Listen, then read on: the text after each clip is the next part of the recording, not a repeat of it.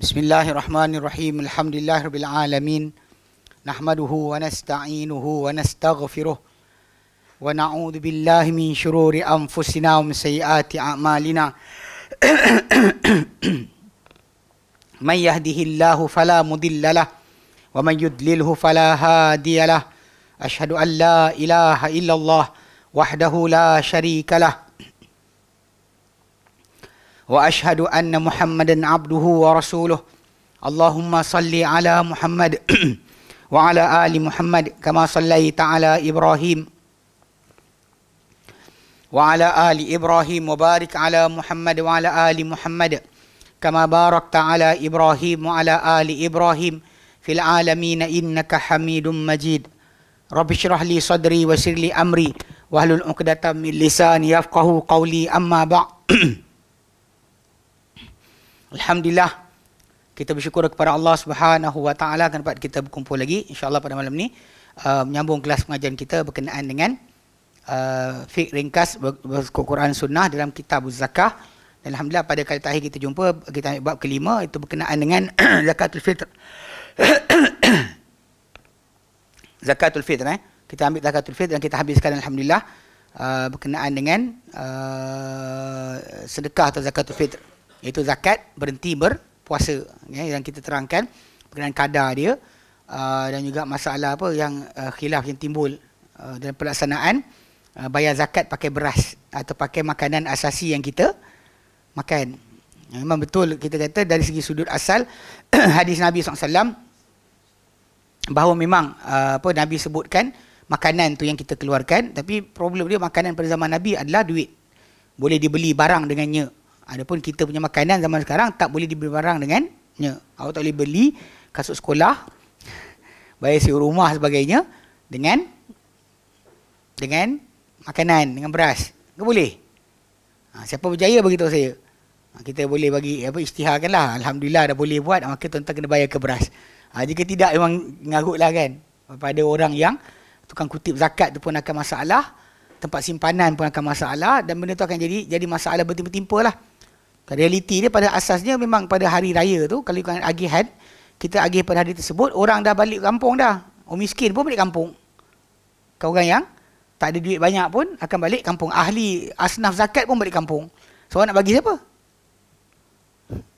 Jadi realiti dia benda tu dah kita kata sudut asal. Boleh kita kata tarjih yang dibuat oleh para ulama zaman sekarang, pembayaran zakat dengan menggunakan duit, menggantikan nilai bagi makanan asasi itu ia adalah benar. Bukannya kerana mereka nak melanggar hadis Nabi SAW. Realiti dia adalah pelaksanaan tersebut sebab memang duit itu pada zaman Nabi dahulu, makanan itu adalah juga duit.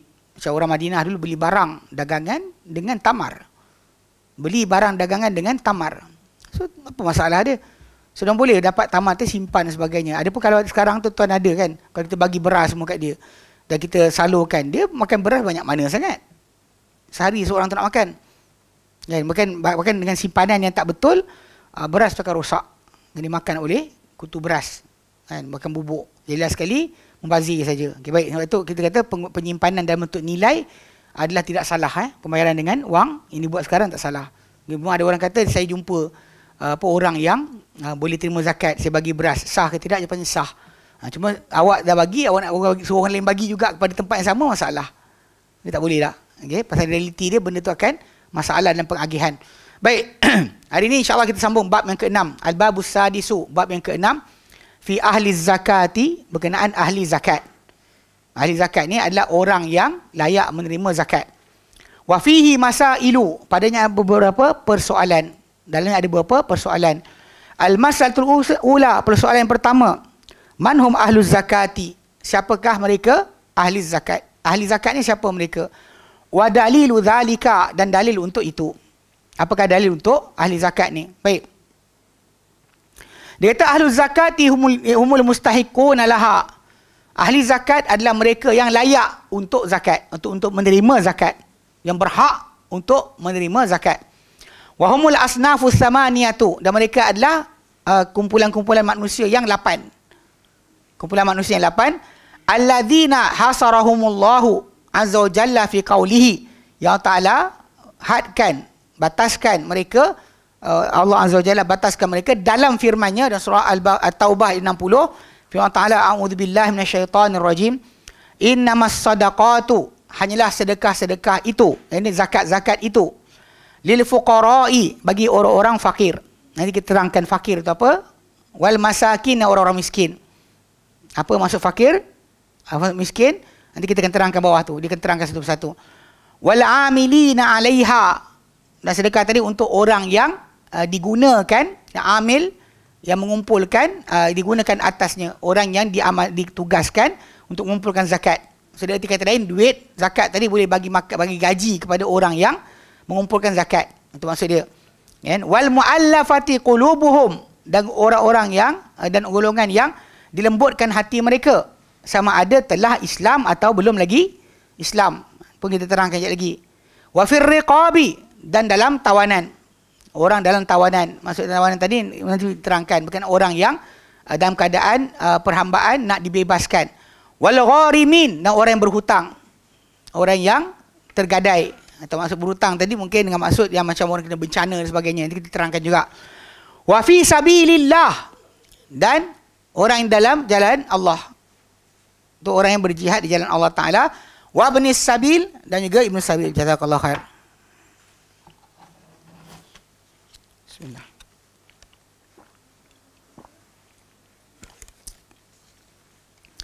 Wa ibnis sabil, dan orang yang tersangkut dalam perjalanan. Ibn sabil ni orang yang dalam perjalanan, lepas tu terhilang, habis bekalan. Nak balik ke negara asal, tak ada bekalan. Maka orang tu pakai ibn sabil. Kat Malaysia banyak Kalau orang tu macam orang yang datang daripada Indonesia, datang ke Malaysia ataupun Bangladesh dan sebagainya, yang mereka ni terkandas nak balik ke tempat asal, tak ada duit, maka boleh digunakan duit zakat tadi, beri pada mereka. Okey. Faridatan minallah, ini adalah kefarduan daripada Allah, satu ketetapan daripada Allah. Wallahu alimun hakim, dan Allah Ta'ala maha mengetahui lagi maha bijaksana. Okay, so jadi basic dia ini kumpulan 8. So dia kata wa idahu hadhil asnafi kama yali, dan penjelasan kumpulan-kumpulan yang 8 ini adalah seperti berikut. Kumpulan-kumpulan manusia ini ada seperti berikut. Pertama, al-fuqara'u, orang-orang yang fakir. Okay, fuqara' tu orang-orang yang fakir. Jam'u fakirin, kata ganda bagi fakir. Fakirun, fakira ni fuqara'. Ini kata ganda bagi fakir. Wa huwa man laysa ladaihi ma yasuddu hajatahu. Dia adalah orang yang tiada di sisinya apa yang boleh mengisikan keperluan dia. Apa keperluan dia, hajat dia tak dapat diisikan oleh apa yang ada di tangannya. Wa hajatu man ya'ulu, dan yang keperluan orang yang ditanggung olehnya. Orang bawah tanggungan dia, orang yang bawah jagaan dia. Min ta'amin, yang keperluan tadi berupa ta'amin, makanan, wa syarabin, minuman, wa malbasin, pakaian, wa maskanin, dan tempat tinggal. Bi alla yajida syai'a, dengan bahawa orang ni tak boleh dapat apa-apa, nothing. Arti kata tak ada pun dia langsung. Okey.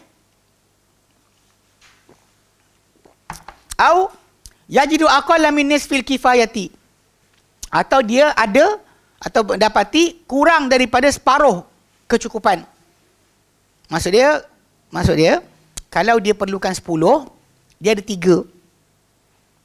Kalau 5 ke atas, dia contoh macam dia perlukan 10, tapi dia ada 7. Dia ada 7. Maksud dia orang tu miskin. Kalau orang tu dia perlukan 10, tapi dia ada 2 je, maka dia tu fakir.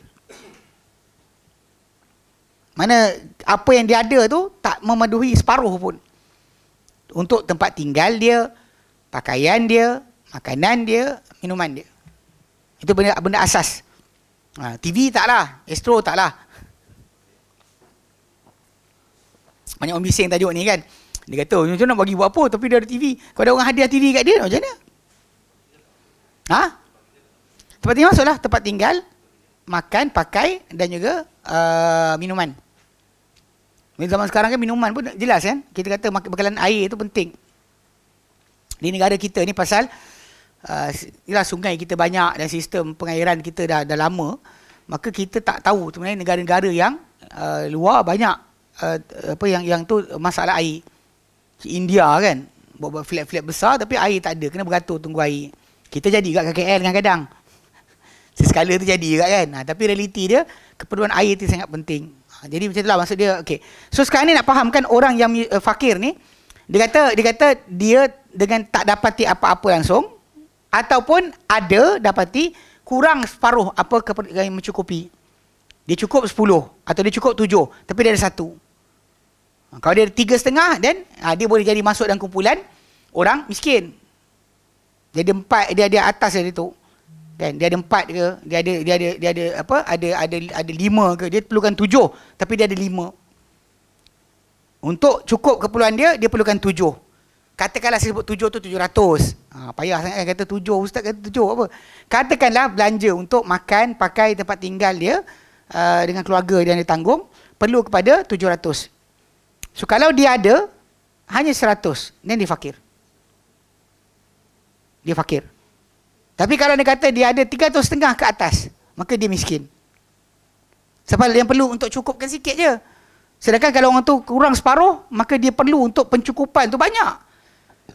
Lebih setengah daripada apa yang dia ada. Dia perlukan 700, tapi dia ada 200 je, dan dia fakir. Dan dia fakir. Kalau dia perlukan 700 tapi dia ada 500, dan dia miskin.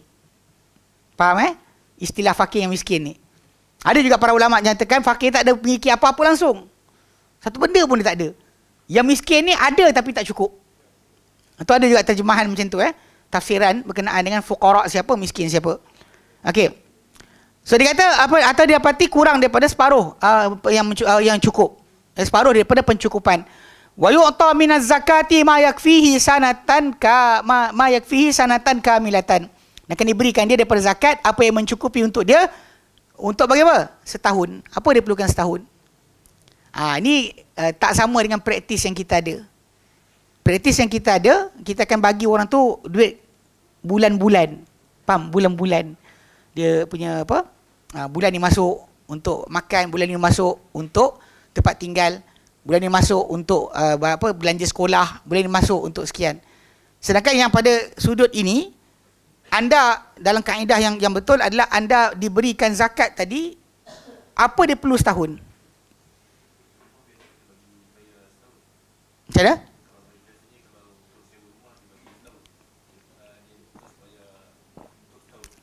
Ini kaedahnya.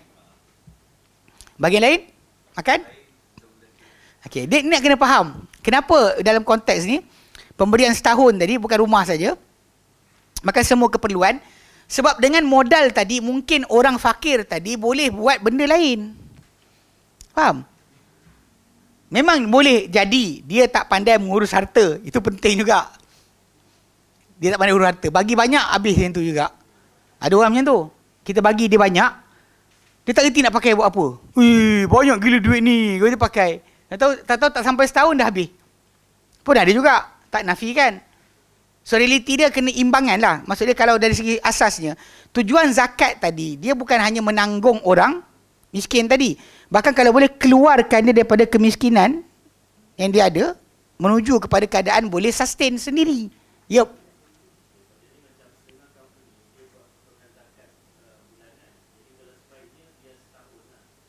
Oh bukan, ni bukan masalah tukang orang yang bayar. Ni kita kata tentang orang yang terima. Ini bukan bincang tentang potongan zakat bulanan untuk zakat pendapatan ke apa, tak. Kita bincang tajuk tu. Kita bincang tentang orang yang bayar. Kita bincang berkenaan dengan si penerima. Kutipan boleh jadi dengan bentuk secara ansuran ke, secara sekian daripada pembayar zakat. Tapi orang terima zakat tadi.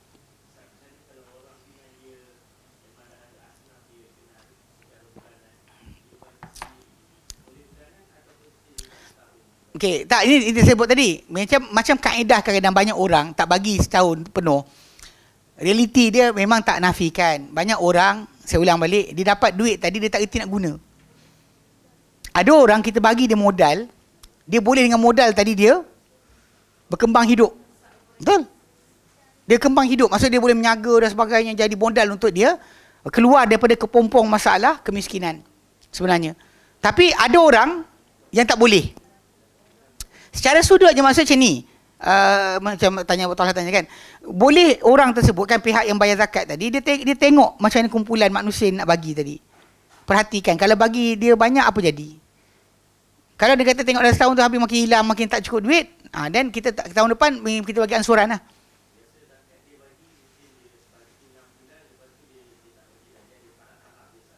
Ya tahu. Tapi masalahnya kepastian itulah. Masalah kepastian boleh untuk dia keluar ke tidak. Dengan apa duit yang kita bagi banyak tadi untuk setahun tu, boleh selesaikan masalah dia untuk setahun ke tidak. Kalau dia kata boleh selesai dan dia boleh keluar daripada kepompong kemiskinan tadi, iyalah, itulah cara dia. Kadang-kadang kita macam ni, macam agihan zakat tadi kan. Kadang-kadang kan macam, taklah, mungkin orang kaya lain sikit kot. Orang miskin kan, kalau kita kata bagi dia sikit, dia miskin. Lepas tu dia perlukan, macam tadi lah, itu keperluan tadi. Dia perlukan 700 untuk tempat tinggal, untuk katakanlah macam abang cakap, kita dah bayar untuk dia setahun rumah. So kita dah potong kat situ katakanlah 300. So dia masih ada perlukan apa? 400. Kalau 400 dia perlukan lagi. Dia perlukan 700. 300 untuk rumah. Pak settle dah. So tinggal 400. Dia perlukan 400 lagi. Jadi dalam 400 tadi kalau dia kata kita kira dalam setahun pun untuk hidup dia. Kan bulan-bulan dia cukup untuk 400 tadi. Tapi kalau kita berikan dia cukup setahun punya jumlah, dengan duit tu dia mungkin boleh jadi modal dia menyaga. Itu tajuk asal dia. Dia bukan masalah kita tanggung dia, bagi makan dia macam anak kita. Ni kena ingat. Orang miskin yang kita bantu, dia bukan macam anak kita yang kita kena bagi setiap waktu. Tak. Bahkan cara pengeluaran tadi, macam kita nak keluarkan dia daripada kepompong tadi. Kepompong kemiskinan tu, cari cara dia. So ini antara cara dia. Tapi kalau dia kata kita dapati lepas kita bagi dia setahun punya bekalan, 400 ke dolar apa? 4,800. Okay, kita bagi dapat 200, tiba-tiba hampir kan, dia beli inilah, beli itulah, beli TV 20 inci kan, 50 inci sebagainya kan. Yang kita kata tak boleh. Tahun depan kalau kita bantu dia pun kita bagi ansuran. Sebenarnya banyak jabatan zakat sebenarnya ambil tindakan bagi macam tadi sikit-sikit untuk masuk akaun, sebab kadang-kadang banyak orang tu dia memang safih. Ayat tak sedap kan, tapi safih ni dia tak bijak. Kita cakap bodoh dia tak bijak mengurus harta. Dia jadi macam urusan kita dengan anak yatim lah. Harta dia. Tapi masalah kalau kita serah semua kat dia, dia beli PS4 lah. Sekarang PS apa? PS5 dia beli. Dia beli motor besar, dia beli sekian. Dia buat apa benda? Dia tak boleh bawa apa. Dia beli, duduk diam, tengok. Kau tangkap gambar. Dia tengok seorang budak tu. Bawa kereta tak reti. Lepas tu dia pergi tepi kereta orang kan. Dia angkat kening sebelah, tangkap gambar. Style. Lepas tu saya nampak dia. Kau buat apa tangkap gambar? Sebelah kereta. Bawa pun tak reti. Dia trauma. Tapi tak realiti dia tu lah cerita. Kadang-kadang ada orang tu nafsu dia besar tapi tak boleh buat pun. Apa nak ambil? So macam anak yatim kan, yang kita kata dalam surat Nisa sebutan tentang masalah anak yatim tadi kan, wa batalu yatama hatta idza bayaqun nikah.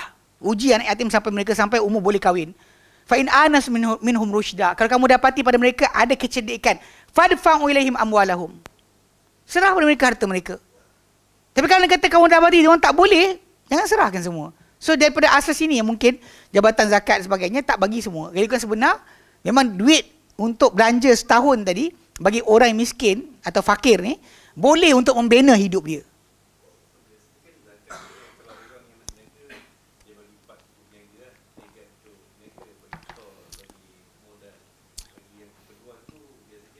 Yang tu kita faham lah. Tapi masalah asas dia kali kan sebenar orang tu independen dari segi masalah duit tu. Dia ada duit tu, kita bagi sebut kalimah wa'atuz zakah, berikanlah zakat. Bila sebut berikanlah, maksud dia bukan kita bagi barang, kita bagi duit tu. Sebenarnya bukan bagi barang. Sebab tu nanti akan timbul masalah, boleh tak duit zakat bagi jadi bangunan, jadi jalan raya, jadi kereta sewa?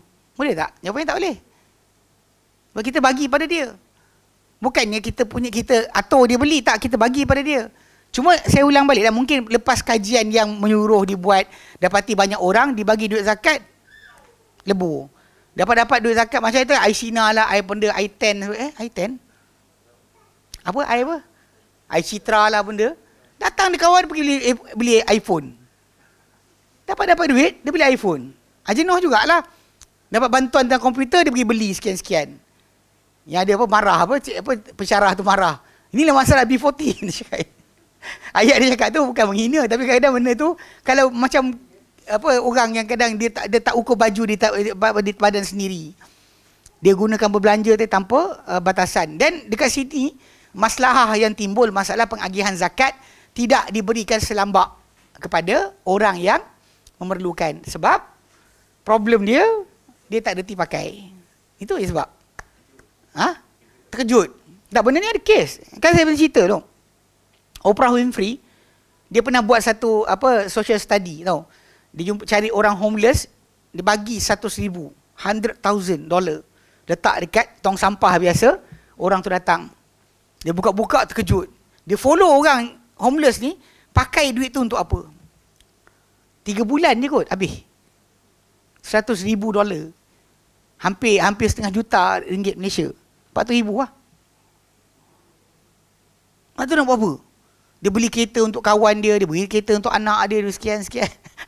Dia tak faham cara nak guna duit tadi. Lepas tu lepas daripada duit habis sebagainya, tertimpa dengan hutang pula. Dah lah homeless, tak ada rumah. Lepas tu bila dapat duit jadi macam tu. So akhirnya, bila orang panggil dia balik, tanya. Tahu dia kata apa? Dia kata, aku harap aku tak jumpa duit tu. Dulu ialah aku homeless, dia kata. Tak ada rumah, tapi aku tak ada hutang. Sekarang ni aku tak ada rumah, aku siap berhutang lagi, dia kata. So realiti ni kadang-kadang memang ada manusia yang tak boleh jumpa duit. Macam kadang-kadang terkejut. Dia dapat duit tak tahu nak pakai apa. Bila dapat duit beli sport rim, kereta. Kenapa? Kereta tu macam tu juga. Ada sisi 1.5. Takkan tukar rim tiba jadi laju. Cantik bukan? Cantik besok kena basuh juga kan. Kalau langgar hancur. Kalau tukar sport rim tu, langgar-langgar tak hancur, tukar. Problem dia jadi macam perbelanjaan yang pelik kan. Dia beli sekian-sekian. Kalau ada motor, tambah tukar exhaust. Bagi bunyi bising sikit. Tak, ni realiti perbelanjaan masyarakat kita sebenarnya. Pembelian benda yang pelik-pelik. Yang perempuan kan beli handbag. Bukan sini, tempat lain. Kan? Dia beli handbag tu kan. Handbag tu macam tu lah rupa dia. Awak tahu tak handbag tu? Kalau awak masukkan RM10, keluar balik apa?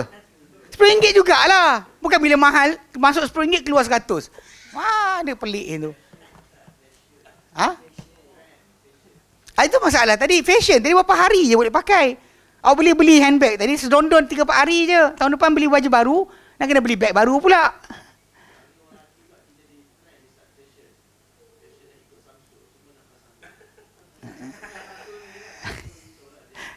Tak tahulah. Kau masih bagi masuk tajuk tu, nanti orang marah kau, kesalah aku. Baik. Okay. Tapi realiti dia faham kan? Maksud dia bila saya ceritakan tadi, cara perbelanjaan tadi tu, benda yang tak penting, tak essential, faham tak?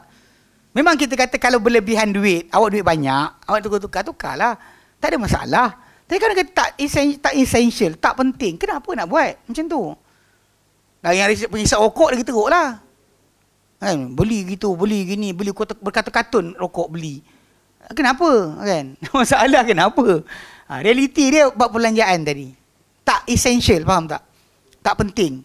Beli benda yang tak berikan hasil. Kalau makan saya kita tak marah sangat. Makan benda yang bermahal. Awak jadi darah daging awak. Tapi kalau kata beli barang yang tak ada kait faedah tadi, kenapa? Tu realiti masyarakat tadi. Apa benda puas yang besok nak lagi? Sebab balik pada asal, barang duniawi ni awak takkan puas. Kan bila sekarang ni nak keluar Samsung baru. Kan Samsung baru tu rupa dia. Kan Samsung baru. Kan? Awak beli sekalipun. Lepas tu besok 3-4 bulan lagi, dia tak ada ni, dia ni pula. Alamak, ada baru lah. Ada kamera gini lah, kamera gitu dah. Dapat-dapat tak boleh buat benda pun. Realiti dia macam tu lah. Macam realiti dia masalah tadi. Kepuasan tadi, itu bila kita nak berbelanja tadi, fikir banyak lah. So bagi saya macam ni, bila kadang-kadang orang bising, tajuk asnaf zakat, tak dapat, minta-minta susah. Kadang-kadang rekod. Ni kita baik sangka. Walaupun kita tahu memang ada yang mengarut pun ada. Dia cek projek kan. Dia beli guna duit zakat, beli kereta lah apa benda sebagainya. Ada. Dan sepatutnya tak boleh duit zakat tadi jadi bangunan. Dia kena bagi pada orang miskin. Kadang ada orang kata, tapi kalau kita bagi nanti habis. Kan benda tu akan pusing balik.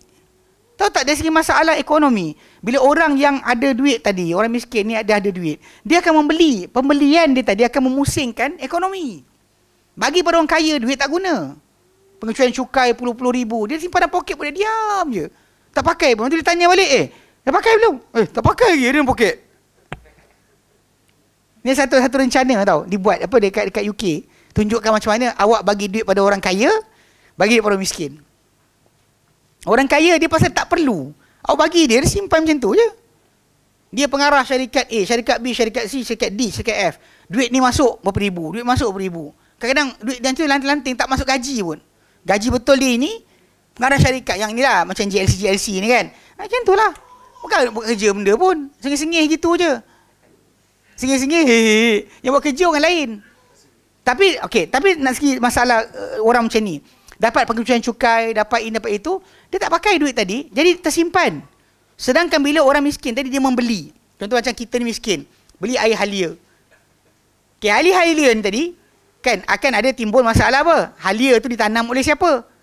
Pak Mat dekat Cameron Highland. Contohnya, kan? Kemudian gula. Kemudian ada kait dengan masalah plastik pula. Straw ni, kilang plastik, kilang straw. Lepas tu ais, kilang ais. So semua tu akan jana pendapatan dan juga pusingan pada ekonomi. Bagi pada orang kaya, dia tak nak makan pun. Banyak orang kaya tak nak makan. Dia bagi kan, nak makan ni, kecil manis. Mana ni? Dia tinggi. Nak makan ni, stroke. Nak makan ni, kan. Makan kambing takut. Kita miskin ni boleh makan semua. Realiti yang macam tu lah kan. Maksud dari segi masalah pusingan, sebenarnya tak untung pun bagi dia orang duit. Dia tak menanja pun. Makan pun separuh cawan je. Tapi kena bypass juga pun lepas tu. Kalau kena lepas makan separuh cawan tak kena bypass, tak apa juga. Beria jaga. Tapi realiti dia masalah janaan ekonomi. Satu pemberian para miskin ni tadi sebenarnya menjana ekonomi. Dia menggerakkan ekonomi untuk pembelian berjalan. Macam tu cara dia. Tapi banyak orang tak faham bab ni. Sebanyak orang dia rasakan macam kalau bagi orang miskin ni macam dia malas, dia akan bagi minta. Sebenarnya memang tujuan zakat untuk bagi pada mereka.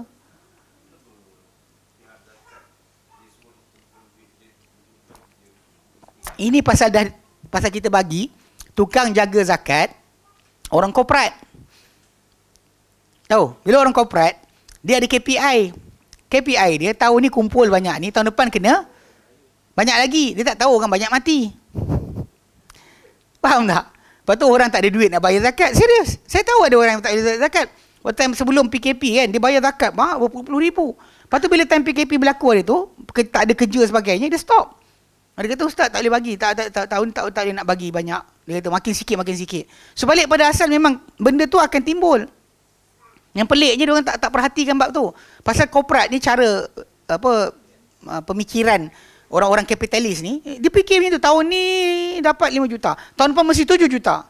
Padahal tak dilupa. Ada persaingan. Tahun lepas awak seorang je jual kowe. Lepas tu tahun ni ada kuku lah, kokek lah, apa semua sekali. Jenama baru kan. Jitsu lah, apa benda kan. Faham tak? Perasan tak? Tahun ni awak seorang jual, iyalah. Tahun depan ada orang lain jual. Benda yang menyerupai awak punya. Produk yang boleh saing kepada produk awak. Yang orang dah mula, divided. Hari tu awak seorang jual, betul lah boleh mahal macam tu. Boleh dapat macam mana awak jangkakan. Kemudian masalah, tadilah kelahiran dan sebagainya. Kemampuan daya beli dan sebagainya pada orang ramai akan hilang. Tapi pasal korporat tu pasal simpan tadi tu. Dia rasakan simpan tu. Sedangkan duit zakat bukan untuk simpan, untuk bagi. Nanti dia akan masuk balik. Bila makin kita bagi, kan, penjagaan tadi naik, orang miskin beli barang, orang kaya dapat untung dan pusing balik. Sebenarnya macam tu. Tapi oleh kerana syaitan menjanjikan kefakiran kepada manusia, manusia akan takut. Dia takut.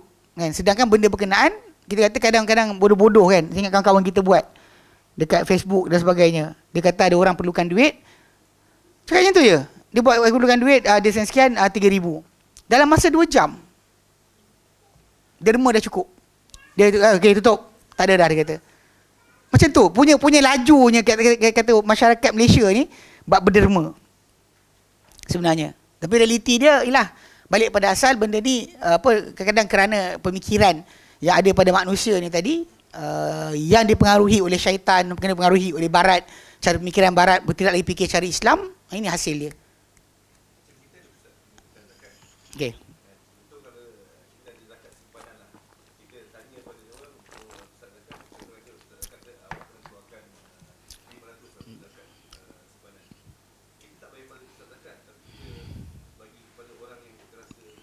Tak ada masalah.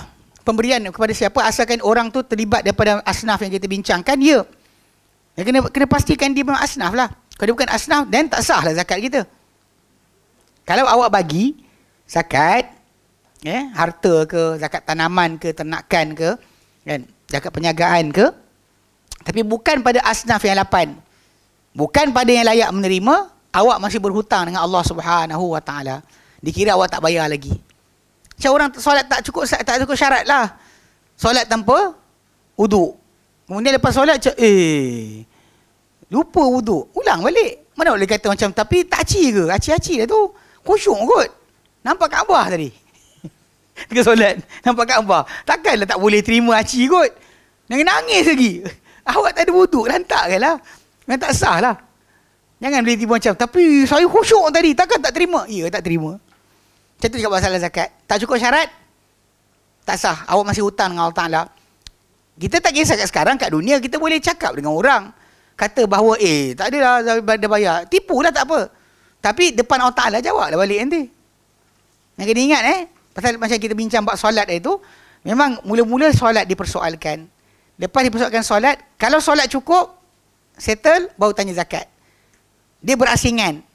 Maksudnya kalau zakat awak tak lepas, tak bincang puasa. Tak bincang haji. Semua kewajipan agama ni diukur secara individual. Secara tersendiri. Bukan digabung sekali. Dia kata apa? Baca. Assalamualaikum. Soalan. Ada syekh atau guru sunnah lain yang berpendapat zakatul fitri cuma boleh diberikan dalam bentuk makanan sebagai end product. Berhujah bahawa pada zaman Nabi SAW pun ada duit dan mata wang dirham dan dinar, dan ramai para sahabat yang kaya dan mempunyai dinar dan dirham. Kalau benar mata wang adalah medium utama zakatul fitri, sudah tentu Nabi SAW benarkan para sahabat bayar dengan dinar dan dirham. Tetapi dalam hadis jelas ianya cuma dibayar dengan makanan. Ulasan Ustaz Azli, apa tanda soal, adakah ini salah satu perbezaan pendapat para ulama? Jazakallahu khairan. Baik, bismillah wassalatu wassalamu ala rasulillah. Sebenarnya dia tak datang kelas bulan depan, minggu lepas. 2 minggu lepas. Kita bincang dah tajuk ni panjang lebar. Kita dah terangkan memang semua para ulama yang pegang pada dalil. Dia katakan bahawa benda tersebut Nabi SAW duit ada. Kenapa nak bayar dengan makanan? Saya ulang balik. Zaman Nabi makanan adalah duit. Awak boleh beli barang dengan tamar. Soalan, awak boleh barang dengan beras ke? Kalau boleh beli, kita bincang. Barter trade. Zaman tu barter trade. Pasal baca ayat 282 surah Al-Baqarah. Yang orang Madinah beli barang dagangan pakai tamar kebun dorang. Diorang ambil barang dulu. Kemudian janji nanti bila keluar hasil kami bayar dengan tamar. Tu Nabi kata, man istalafa, barang siapa yang istalafa, mana buat pinjaman macam ni. Mana ambil barang baru nak bayar kemudian. Fal yuslif fi kailin ma'lum ila ajalin ma'lum. Masih disebut, maka hendaklah dia buat pinjaman tadi dengan kadar yang jelas. Sukatan yang jelas, tempoh yang jelas. Sebab tu yang datangnya perintah, ya ayyuhalladzina amanu, hai orang beriman, idza tadayantum bidainin ila ajalin musamma, bila kamu berhutang, mana tangguh bayar pada satu perkara, pembelian dan sebagainya, sampai tempoh tentu, faktubuhu, tulislah ia.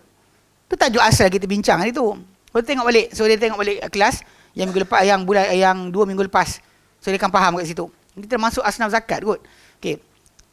Kata benda tu realiti. Kita kata betul lah, awak praktikkan, tengok macam mana nak bayar pakai beras, so ambil pikul semua. Kena sijil lori sebelah, tahu tak? Dia kan masalah benda tersebut pasal kita faham apa tabi'i keadaan. Dan tajuk zakat tadi untuk orang miskin, bukan untuk awak. Untuk mereka, keperluan mereka. Apa yang diperlukan oleh orang miskin itu sendiri. Atau ahli zakat, asnaf zakat tu perlu apa? Dia perlu apa, itu yang kita kembali balik pada asal. Bukan awak nak puaskan hati awak, tapi puaskan kepada kehendak mereka. Kalau dia kata masalah pemakanan tidak cukup, dan guna untuk benda lain pula. Jadi orang memang kita kata boleh, makanan dah ada, dan sekarang ni nak bagi bersiapa. Dan saya kata buat tu, kalau kita buat dalam satu kampung, logik lah. Satu daerah, Awak nak hantar? Dia bukan masalah pengumpul tadi kan, dia kumpul. Lepas tu dia nak agihkan pula. Simpan beras tu dekat masjid, dekat rumah dia. Habis jahanam lah. Tu faham balik pada asal. Tak ada siapa kata kita langgar dalil. So balik pada asal nilai tersebut, masalah penilaian tadi, pembayaran, bukan kita kata yang utama adalah duit. Tak sebut pun. Cuma kita kata adalah kerana makanan pada zaman Nabi adalah duit. Makanan tu adalah duit. Boleh dibayar dengan makanan tadi apa sahaja. Sebab tu kita kata pembayaran yang dibuat sekarang menggunakan duit adalah sah sebab itu. So tujuan kita adalah untuk bantu orang miskin tadi. Dan kalau kat Malaysia punya kaedah, pemberian tu adalah tahun ini kutip, tahun depan punya bagi. Ini nanti Ramadan dia nak bagi kan. Dia bagi ketika tahun lepas punya kutip. Kalau tahun kutip hari raya tu nak bagi hari tu juga. Ni kadang-kadang benda apa bila fikir tapi tak belajar. Fikir tu bagus, tapi tak belajar dengan betul. Baik. So alhamdulillah balik pada asal tadi, orang miskin tadi. So bila kita tengok pengagihan yang dibuatkan oleh jabat zakat sebagai kadang macam diorang ni sekian, memang ada, kita tak nafikan, memang ada orang yang tak betul. Tapi dalam sama realiti dia memang kita dapati manusia, orang yang kadang miskin tadi, dia gunakan ataupun dia belanjakan tidak dengan cara yang tepat. Maka membawa kepada penghalangan daripada kerajaan untuk bagi pada dia cukup setahun punya keperluan. Tempat tinggal dibuatlah kan untuk setahun, tapi untuk bahagian makan, pakai, belanjaan hidup yang lain maka tak diberikan setahun punya kadar. Okey, baik.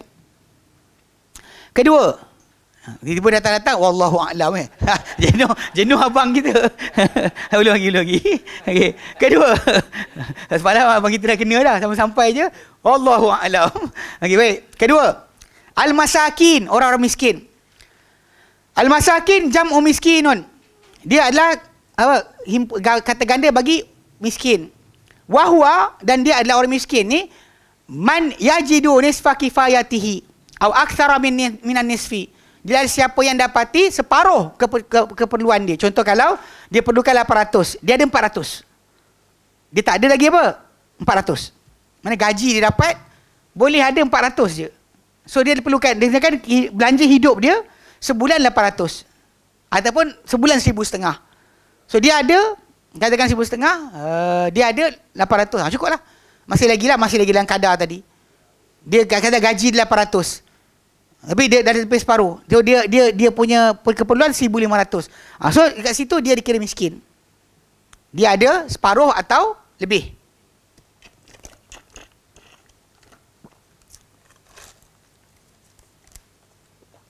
Mak tu kata besar buat air sebanyak sangat.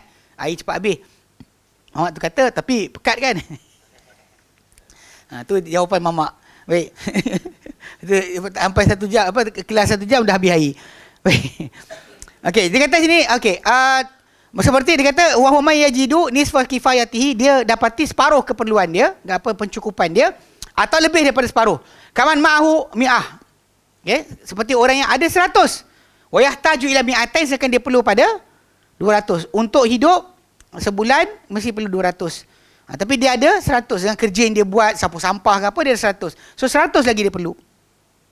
Okay, jadi wa yu'ta minaz zakati ma yakfihi li muddati amin, dan dia akan diberikan dia daripada zakat apa yang mencukupi untuk dia bagi tempoh setahun. Tajuk asal macam saya ulang balik, kenapa diberikan setahun? Sebab untuk membolehkan dia keluar dari kepompong kemiskinan tadi dengan duit yang lebih yang dia perolehi. Mungkin menjadi modal untuk dia menyaga, mungkin sekian. Tapi abang kita katalah orang menyaga dia ada cara yang lain lah, dia ada kaedah yang lain. Cuma pada sudut asal pemberian tadi adalah untuk keperluan, cukup lah, kecukupan untuk setahun. Tapi kita biasa tengok orang bagi, tak kan? Tak bagi yang tu. Cuma macam kita sebutkan, kebarangkalian adalah mungkin lepas kajian dibuat dapati banyak orang belanja dengan tidak berhemah, kan? Tak betul. Beli handphone, beli iPhone, beli sekian, beli TV besar, beli ni, beli tu, beli rim kereta. Duit tak ada tapi beli rim kereta. Bagi duit zakat, dia beli sekian. Ada budak seorang tu, saya kenal. Saya marah dia. Dia dapat duit raya, dia colour rambut. Balik-balik dia raya tu rambut dia biru. Saya kata, kau kenapa? Kebir, kau duit tak ada. Colour rambut dia biru. Mula dah masalah, kita geram. Kan? Dia kata tukar. Dia tukarlah coklat tua lepas tu. Astagfirullahaladzim. Ni masalah kadang-kadang ni lah, budak-budak milenial ni. Bukan tak elok pun. Tapi masalahnya tak nampak lah macam biru tu, macam ayam pegar. Tu ayam pegar. Ayam macam hutan ni kan. Dia atas tu kelabu, hitam kan. Biar akak-akak sama juga tengok karat. Jadi orange sebab apa tu? Nak jadi Mak Saleh. Tak jadi pun Mak Saleh. Cakap English pun tak dah lancar. Okay. Tapi lah suka kan. Ikut trend kan. Artis buat, dia buat. Artis buat, dia buat. Ini masalah. Okay. So tapi macam ulang balik masalah perbelanjaan. Kita kena pegang itu perbelanjaan. Kita sangka baik. Kalau nak buruk sangka, macam-macam benda boleh keluar. Tapi baik sangka kepada pihak pemerintah. Kita kata mungkin pemerintah tak bagi setahun macam yang disebut dalam kitab-kitab fiqh. Sebab kerana apa? Bimbang orang tadi bagi dia semua sekali untuk keperluan setahun. Katakanlah dia perlukan 1,500 kali dengan 12. Dapat-dapat tu dia bagi dia buat apa? Atau masalahnya kalau dia pandai, memang boleh berniaga. Boleh kembangkan hidup. Jadi modal untuk berniaga. Boleh keluar daripada kemumpung kemiskinan. Memang ada ramai. Tapi masalahnya cara tu. Cara perbelanjaan yang pelik dia panggil. Rim kereta, handbag. Ambil lagi perempuan marah. Baik. Ketiga, al-amiluna 'alaiha. Amil ke atasnya. Mana amil ni maksud orang yang digunakan oleh kerajaan untuk mengumpulkan zakat. Jam'u amilin. Amilun adalah jamak kepada amil. Wa huwa may yab'athuhul imamu li jibayatis sadaqat. Dia adalah orang yang diutuskan dia oleh pemerintah, oleh imam untuk mengumpulkan sedekah, untuk mengumpulkan zakat. Fayutihil imamu ma yakfihi muddata dhihabihi wa iyabihi. Maka diberikan dia oleh pemerintah apa memadai untuknya selama tempoh pergi dia dan pulang dia daripada mengutip zakat tadi. Walau kana ghaniyan, sekalipun dia kaya. Contoh dia pergi, dia tinggalkan keluarga dia, tinggalkan kerja dia yang lain, tempoh ketika dia digunakan sebagai amil tadi, apa yang akan ada keperluan dia sebulan yang dia terpaksa tinggalkan. Dan selama dia kena kutip zakat tadi, apa belanjaan hidup dia yang lain ditanggung oleh kerajaan. Selama dia pergi bertugas untuk kutip zakat. Ya. Untuk tempoh apa? Pergi dia, balik dia. Dan akan diberi kepada amil tadi sekalipun dia kaya. Sistem zaman sekarang lain sikit. Kaedah dia macam abang kita saya sebut itu kan. Dia kata tukang apa amil zakat ni kadang dia suka sub. Dia suka main subcontract. Dia main con. Lepas tu dia bagi sub. Macam dia malas nak pergi pasar Ramadan. So dia suruh orang ni kutip. Tapi contoh katakan daripada receipt tu, dia dapat RM1.50. So dia bagi kawan tu 50 sen. Dia ambil RM1. Contohnya lah. Kan? Saya siap satu. Dia ada commission dia pakai macam tu. Zaman sekarang pakai kaedah tersebut. Lagi banyak. Kadang-kadang berebut kot. Boleh buat style macam ni, berebut. Tempat ni kan, tunggu kutip zakat dia seorang. Lepas tu bila dapat kat dia, dia tak bagi orang lain dah. Yang ni dapat pula boleh berebut. Ini masalah tak elok. Kan? Balik pada asal kerja ni tadi untuk agama Allah. Untuk kutip zakat tadi untuk bagi pada orang-orang yang disuruh oleh Allah Ta'ala.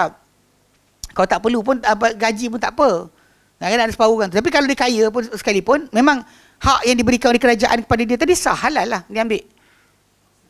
Masa dia kan, tenaga dia. Ni belum lagi kalau dia kena kutip beras. Kalau bayar pakai beras, jenuh lah kan. Abang kita ada tanggungan 10 orang. Abang kita ni 5 orang. Bayangkan 2,5 kilo kali 10. Yang ini ambil 5 kilo. Yang tu orang tu 20 kilo. Lepas tu jenuh. Gitu tukang angkat zakat ni tak payah pergi gym dah. Lepas ni nak angkat beras. Dan kawan kita kata, kenapa awak pakai beras? Dia saya kata soalan lah. Awak nak uruskan macam mana? Macam mana nak uruskan? Balik pada asal bila kita kata pembayaran tadi, ialah pada orang tertentu awak jumpa satu tu. Yang datang yang bayar lain ni awak nak letak mana? Nak letak mana? Ada kaedah dia orang buat, dia pegang uncang beras. Ni ada kaedah setengah tempat kan, dia buat pakai uncang beras. So dia bagi orang tu, dia, macam orang tu beli kat dia. Lepas tu boleh orang tu serah balik kat dia. Macam syarat. Ini kaedah dia. Tapi sekarang ni dah pakai online pun boleh. Dah jenuh kan nak nunggu dia doa lama sangat. Bang, boleh ke? Boleh. Tunggu jap. Panjang ni. Semua tengah tunggu didoakan oleh Amil. Masalah. So realiti dia benda macam ni lah kita kata. Pada pemudahan agama ni, kita kata kemudahan tu diutamakan. Diutamakan, bukan menyusahkan. Inna dina yusrun walau syadda dina ahadun illa ghalabah. Sebenarnya agama itu mudah, tak ada siapa mengetatkan agama kecuali dia akan tertewas. Takkan mampu untuk laksanakan apa yang dia sibuk sarankan tadi. Itu realiti yang kena faham. Okey, baik. Okey, dia kata wa li annal amila, kerana amil ni qad farraga nafsahu li hadzal amali. Dia telah kosongkan diri dia untuk kerja ini. Wal amilunahum kullu man ya'malu fi jibayatiha. Okey. Dan dia kata dan amil ni semua mereka ni adalah sesiapa yang bekerja dalam pengumpulannya. Itu sedekah-sedekah tu, bulan zakat. Wa kitabatiha, penulisannya, tukang catat. Wa hirasatiha, pengawalnya. Wa tafriqiha, pengagihnya. Ala mustahiqiha, kepada orang yang layak menerimanya. Semua sekali. Lepas tu kadang-kadang ada setengah-setengah duit.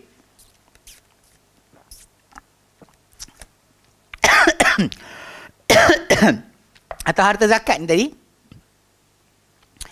dijadikan gaji kepada, boleh kata keseluruhan Jabatan Agama Islam yang ada. Semua orang yang bekerja tu terlibat dengan zakat tadi, semua dapat gaji daripada zakat tadi. Tapi realiti dia itulah tadi, kalau ikutkan kepada sebenar, pasal kes dia, ulang kaedah Islam kumpul, bagi, bukan simpan. Tapi kita bila kita dah start simpan, dia jadi tempoh panjang dan sekali jadi kerja khas untuk perkara tersebut. Sedangkan pada zaman Nabi SAW dahulu, orang yang jadi amil ni, dia pekebun lah, dia penternak lah, dia apa saja, penyaga ke, ketika dilantik, dia uruskan zakat untuk kumpul ke, untuk agih ke, untuk catat ke, untuk simpan ke. Tapi lepas habis pengagihan dan sebagainya, dia balik kerja asal dia balik. Dia bukan duduk dalam satu office untuk selama-lamanya. Tajuk tadi. Sebab tajuk asal zakat, kumpul, kemudian agih. Dua tu je proses dia. Simpan tu, tajuk simpan tu berapa lama nak simpan. Itu kena faham cuma benda ni ulang balik, kadang-kadang bila sebut-sebut pada tajuk zakat ni, banyak juga orang tak suka. Kan benda contoh macam pegawai tu kan tak suka lah kita bincang macam ni. Tapi realiti dia, benda ni bukan baru. Zakat ini bukan benda baru. Bukan baru diketemui di Malaysia. Kan kaedah zakat ni telah diketahui sejak zaman Nabi lagi sallallahu alaihi wasallam. Cuma zaman Umar dahulu, pasal banyak sangat harta, adanya Baitul Mal. Zaman Nabi SAW tak ada. Tak sempat nak dibina Baitul Mal. Baitul Mal, rumah harta ni ditubuhkan pada zaman Umar bin Khattab radhiyallahu anhu, terutama lepas penaklukan kerajaan Parsi dan Rom. Harta kekayaan itu datang sangat banyak, maka timbullah Baitul Mal. Jika tidak pada zaman Nabi, masuk habis. Sebab tu ada orang kadang datang jumpa Nabi minta tolong, Nabi kata aku tak dapati apa-apa. Tak ada benda nak bagi kau. Itu realiti yang berlaku, kena faham. Pada sudut asal kita ni macam ya kita sebutkan tadi, banyak orang kata nak simpan lah sebagainya, tapi sebenarnya zakat bukan untuk disimpan. Jadi kadang benda jadi kerjaya sepanjang tahun sebab kes ni je. Sebab kita agihan tadi. Pengagihan tadi kita buat dengan cara tersebut. Itu realiti yang sebenar lah. Dan benda ni patutnya dapat bagi habis. Kita tunggu pula kutipan kemudian. So amil bukan kerja sepenuh masa. Kita dapat jumpa amil sepenuh masa ni dekat Jabatan Zakat lah. Tapi kalau amil yang sementara ni, yang Pak Imam sesurau masjid lah. Time lain dia kerja sebagai imam ke apa sebagainya. Muazzin ke, AJK masjid ke. Tapi pada musim, contoh Ramadan, dia akan jadi apa? Ambil zakat lah. Kita, pakcik, kutip zakat ke? Ini realiti dia. Kan? Memang kadang macam ada sesurau tu. Jumpa. Ya memang semua rumah banglo. Jadi kalau Tuan Haji tu kan, dia tukang kutip. Memang dia kutip lah. Rumah dia banglo. Kereta dia mahal. Tapi dia ambil kutip zakat. Ambil kutip zakat lah kat surau tersebut. Tu realiti dia macam tu Baik. Okay, so jadi maksud dia daripada awal lah, bukan tukang kutip saja, bahkan tukang catat, tukang jaga, tukang agih, semua sekali terlibat dengan boleh dibayar gaji mereka daripada zakat yang dikumpulkan. Itu maksud dia. Okay, baik. Keempat, al-mu'allafatu qulubuhum, orang yang dijinakkan hati mereka. Wahum kaumun, dan mereka adalah satu kaum yang yu'tauna zakatu, diberikan mereka zakat. Ni satu kaum yang diberikan mereka zakat, ta'lifan liqulubihim, menjinakkan untuk hati mereka, alal islami, untuk Islam, kepada Islam, in kanu kafira, sekalipun dia kafir.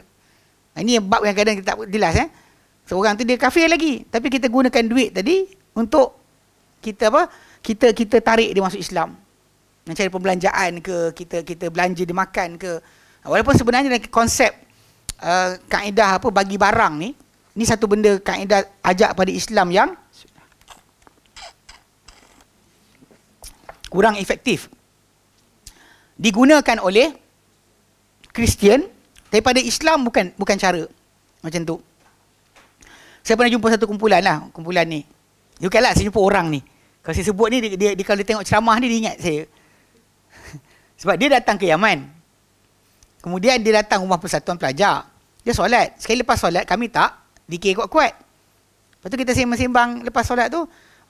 Dia kata, saya datang dari Malaysia ni, saya dengar ada tempat dekat sini Wahabi. Sekarang saya nampak lah tempatnya. Cakap macam tu. Kita pun makcik mamat ni kan kena ni. Kan? Kecil. Saya tengok dia. Lepas tu saya kata dengan dia kan. Saya tanya dengan dia. Entah ni. Tanya sikit lah. Baguslah dia berdakwah. Pergi pulau Christmas lah, pulau inilah, pulau itu. Pulau international. Pergi. Saya tanya soalan. Macam mana entah ajak orang masuk Islam lah?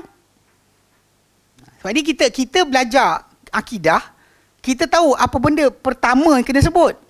Nak tajuk asal kepada masalah iman tu kat mana?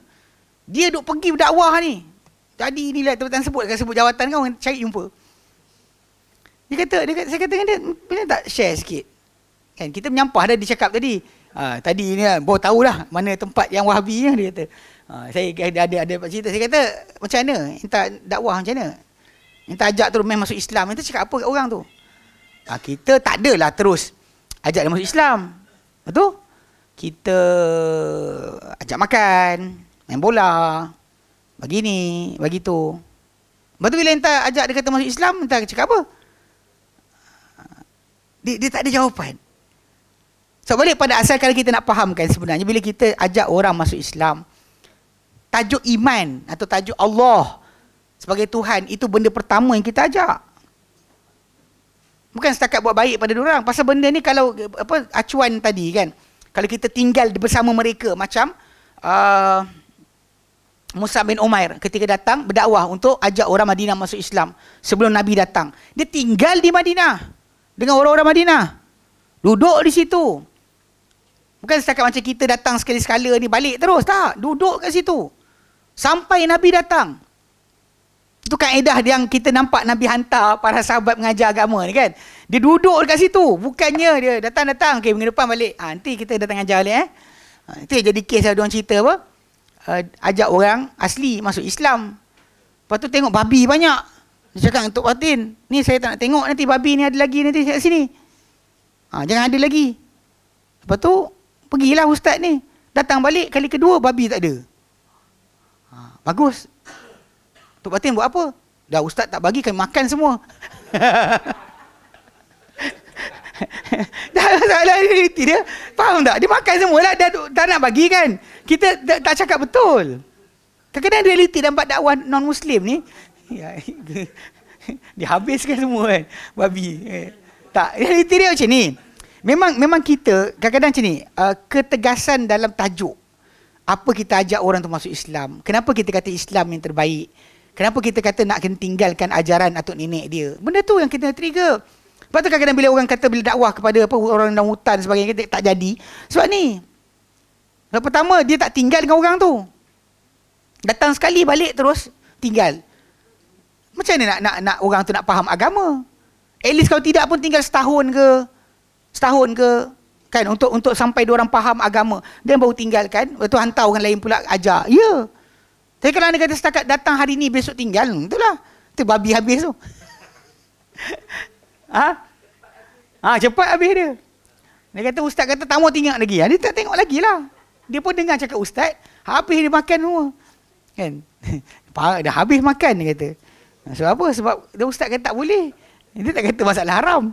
Tak, realiti ni tajuk yang kena faham. Jadi bila tajuk macam tadi kan, macam saya tanya dengan dia, cakap apa? Buat baik tu satu benda. hantar bantuan, gunakan duit zakat tadi untuk tolong orang kafir tadi keluar daripada kesusahan. Boleh, tak ada masalah.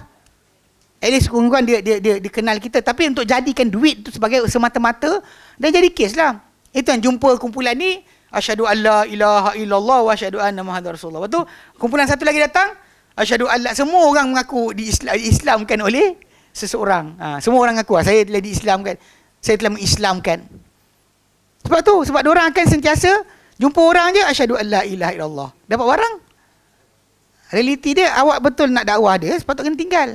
Tak boleh dakwah datang balik. Sebab diorang tak kenal awak. Awak tak kenal diorang. Duduk bersama, kan, sampai macam para sahabat Nabi yang macam dihantar ke Yaman mengajarkan agama. Duduk kat kampung-kampung tadi. Bersama mereka. Bukan dia datang hari ni cakap balik. Macam kita datang sini kan cakap balik. Ni memang semua kita tak tinggal sini. Kalau tuan-tuan ni orang asli, saya duduk sini lah, kena tinggal sini lah. Okay. Contohnya, faham So, sudut asal jadi saya kata cakap apa? Gunakan duit. Cuma macam ni lah tadi, macam penggunaan duit tadi. Kadang kata ada orang tu belanja untuk seorang masuk Islam, dan dia boleh minta balik pada jabatan zakat untuk ganti balik duit dia. Iya. Dia boleh ganti balik. Realiti dia memang duit zakat tadi untuk ajak orang masuk Islam, untuk dakwah tadi, untuk print pamphlet lah, apa benda sebagainya. Benda tu boleh pakai daripada duit zakat. Untuk orang bukan Islam tadi, belum Islam lagi, kita dah pakai untuk dia. Kita tadi kan macam jiran kita ke non-Muslim kan, kemudian ada masalah hidup, kesempitan, kita nak lembutkan hati dia, boleh pakai duit zakat. Tak ada masalah itu. Okey. Macam mana? Dia buat apa? Dia mana dakwah? Ilmu tak ada, dakwah apa? Tak, realiti dia, tajuk dia satu. So, banyak saya jumpa kumpulan yang kata ikut tabligh kan. Lepas dia belajar jadi peringkat alim dan sebagainya kan, dia ambil stages belajar tu, dia tinggalkan tabligh. Saya kata kenapa? Dia belajar, dia tinggalkan jemaah. Sebab balik pada asal, tabligh di Malaysia ni kadang pecah dua kak. Satu yang percaya pada dakwah non-Muslim, satu lagi tak percaya. Saya pegang macam India punya, yang tabligh di India, dia tak percaya pada dakwah non-Muslim. Dia kata reform kebaikan pada masyarakat Islam dan orang bukan Islam akan masuk Islam. Sedangkan kalau kita tengok Nabi SAW, para sahabat tengah-tengah tu ada munafik dan sebagainya, tetap Nabi hantar keluar untuk berdakwah. Tak ada tunggu dah baik semua baru jadi, tak ada.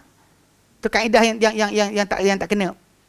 So kalau dikata kalau tak fahamkan balik masalah dakwah tadi, kena ingat. Dan dakwah pula yang kita masukkan di sini adalah dakwah kepada orang bukan Islam, bukan orang dah Islam. Kita sekarang kita kadang seronok. Kadang saya terasa jugalah bila kena tegur kan dengan bos saya sekarang lah. Okay. Dia kata kadang-kadang kita ni ustaz ni sibuk dengan islah, dakwah bentuk islah, pembaikan semula orang yang dah Islam. Sedangkan Nabi SAW bukan hanya tumpu bab itu. Bahkan Nabi SAW mulakan dengan tajuk apa?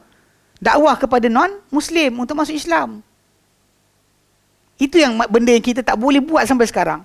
Kita boleh market barang kita, berjual kopi inilah, kopi itulah, apa lagi?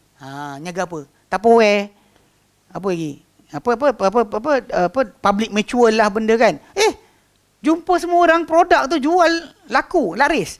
Islam yang awak anuti sejak 40 tahun lepas, sejak 30 tahun lepas, awak tak boleh cerita kat orang. Macam mana? Pergi usrah geng-geng ikhwan, jumpa kita semua adalah pendakwah kepada agama, tapi tajuk dakwah tak hafal. Awak nak dakwah, awak kena tahu tajuk. Apa tajuk awak? Kalau ni barang ni kan, macam air Halia lemon, sedap gila kan. Halia lemon. Jadi saya nak market kan. Saya akan cakap lah ini baguslah, sedap lah, bla bla bla. Dah habis lah. Sedap hingga habis. Baik. So bila saya market kan, saya boleh market. Tapi masalah kenapa agama yang saya anuti saya tak boleh market? Itu soalan yang kena tanya balik. Banyak kita ni sebenarnya syok dengan tajuk masalah. Yalah, kita jumpa ahli bid'ah, kita bantai. Okey lah, tapi masalahnya bab yang satu lagi, pasal Islam ni syumul. Kalau awak buat kerja ini, yang ini kena buat juga. Yang ini kena buat juga. Yang ini kena buat juga. Macam kata macam, saya tak buat ni, tak nak buat. Saya nak buat ni je. Tak boleh macam tu. Terbalik pada akak sebut kan kumpulan tadi, dia kurang masalah tadi. Non-Muslim, dakwah non-Muslim tu dia tak ada ambil keprihatinan. Bahkan benda tersebutlah menyebabkan dia orang boleh keluar ke mana saja negara, Kak. Pergi US pun tak kena halang. Pergi mana pun tak kena dihalang. Takkan dihalang. Sebab bagi negara-negara tadi, orang kafir tadi, dia anggap orang tak kacau agama aku. So, apa masalah dia? What's the problem there kan? Dia masalah apa? Sebab tu dia orang boleh bebas. Kak janganlah balik daripada contoh belajar kat Yaman ke. Ya, belajar kat Madinah ke. Siap-siap ada query lah. Awak ni belajar ni, apa. Dia panjang cerita lah. Faham tak? Itu kena faham pasal dakwah non-Muslim tadi. Sebab bab zakat ini yang kita bincangkan mu'allaf ni, orang belum Islam. Bukan orang dah Islam. Bukan orang dah Islam. Serta dia kata, wa in kanu kufaran, sekalipun mereka kafir. Wa tathbitan li imanihim, dan juga untuk pengukuhan bagi iman mereka. Kalau dia dah masuk Islam, then untuk kukuhan iman mereka. Macam Nabi SAW buat. Ketika mana baginda agihkan harta rampasan perang Hunain kepada banyak mu'allaf. Bukan kepada yang pergi perang. Bukan kepada yang bertempur dalam peperangan tadi. Bahkan Nabi bagi pada banyak, kepada apa? Mu'allaf tadi. Ketua-ketua kabilah. Dapat banyak. Sampaikan para sahabat tu ada yang macam, darah musuh dekat pedang kita tak kering lagi. Dapat kat diorang. Sebab apa? Terkeluar jugalah ada kata-kata sebahagian yang baru masuk Islam. Kata-kata berkenaan. Tapi realiti dia Nabi buat sebab dia ada masalah kat situ. Untuk kukuhkan mereka. Sebab mereka ni, bila kadang-kadang ketua kabilahan tadi, bila dihormati macam tu, dia akan jaga sungguh janji dengan Nabi SAW. Sampai Nabi wafat pun ada yang macam tu. Okay. In kanu min di'afil iman al-mutahawinina fi ibadatihim. Jika mereka ni daripada orang yang lemah iman, yang meringan-ringan terhadap ibadat-ibadat mereka. Ni kadang benda yang kita hadapi bila kita bermuamalah dengan non-Muslim yang ataupun yang revert baru masuk Islam. Kadang kita kesian. Separuh mereka tu nak solat pun, nak isytiharkan. Kita dah Muslim, tapi dia baru masuk Islam. Nak isytihar pada keluarga tentang keislaman dia, payah. Kemudian dah Islam, kan, nak ajak keluarga dia masuk Islam, satu benda lain. So benda macam ni kadang-kadang memang pada diorang tekanan banyak. Macam baru ni ada seorang abang tu, kita panggil uncle lah. Dia masuk Islam dah, tapi masih lagi dalam praktis Islam. Dia kata aku cukup solat 6 hari je. 1 hari tu aku tak boleh cukup. Sebab anak-anak datang lah benda. Dia kata kacau dekat rumah, aku tak boleh solat, dia kata. Tapi kata lain tu dengan bini dia okey. Bini dia kata asal nak buat apa buat, tapi yang kacau aku. Bini dia kata yang tu. Nak solat ke apa ke tak ada hal. Lepas sekali tu waktu time raya Cina baru ni, dia call saya. Dia kata dia sulung. Dia anak sulung. Dalam anak sulung, bila hari sebelum raya Cina tu, diorang kena pergi ke kubur. Bila pergi kubur, macam geng-geng kubur Riun juga, kena minta izin dengan jin jaga kubur untuk masuk kawasan tu. Dia abang sulung, dia kena buat. Dia kata, macam mana Ustaz? Ya macam mana? Tak, realiti banyak orang akan cakap, kata, dah tinggalkanlah sekian sebagainya. Tapi balik pada asal, kadang-kadang mereka ni iman dia tak sekuat kita. Sebenarnya iman dia kuat lagi sebenarnya banding kita. Kalau kita dapat kena ujian macam diorang, mungkin lari lama dah. Tak tahan macam diorang. Diorang tahan. Sanggup lagi dia kata datang, ada seorang saya jumpa. Macam tu dia kena nak sorokkan Islam, tapi akhirnya isytiharkan juga. Tapi cerita dia macam nak buat. Saya kata kalau abang hadir saja, tak masalah. Boleh ampun lagi. Tapi kalau abang terlibat dengan upacara, tak boleh. Islam tak benarkan abang pakar colok, cocok, antuk-antuk kepala, kau tahu, tak boleh. Tak boleh macam tu kan.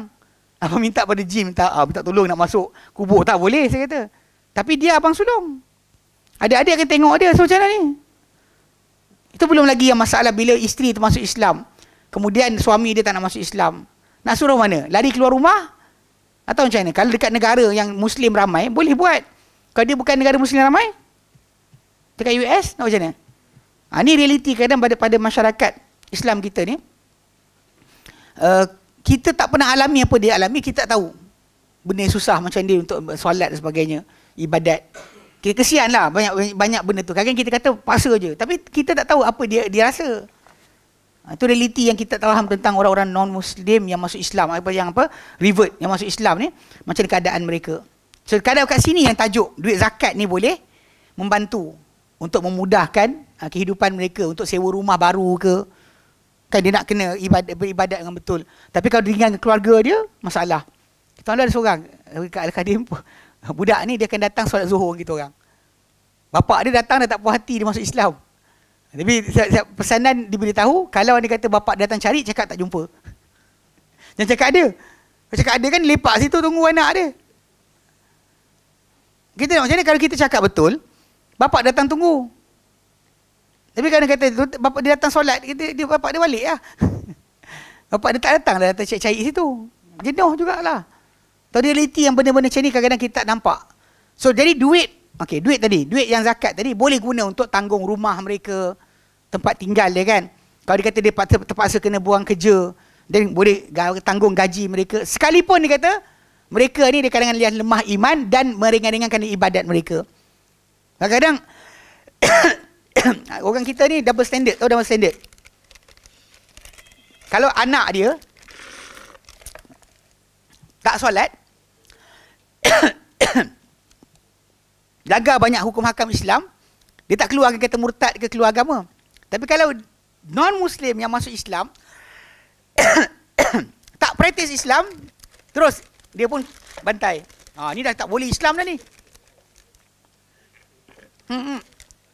Ya, nak habis kelas dah. Tak ada. Kelas. So, saya kata double standard tau.